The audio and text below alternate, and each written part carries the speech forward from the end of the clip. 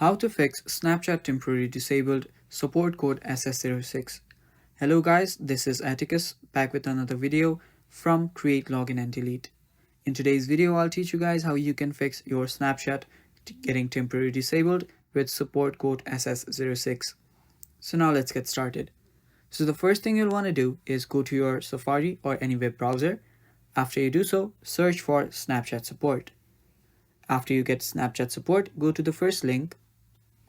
And after the page loads up, you can just scroll down till you find the option to contact us. Tap on contact us and there you will get different topics right there.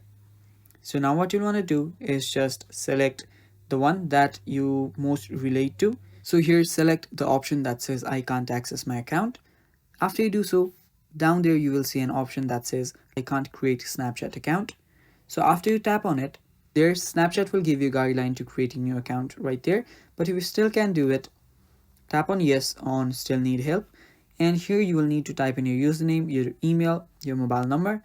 And under the description, you need to explain your problem to them. You need to tell them that you're getting code SS06 and that you need help to create new account. So yeah, that is basically it guys. That is how you do this. Thanks for watching. That is all for the video. Stay tuned for more.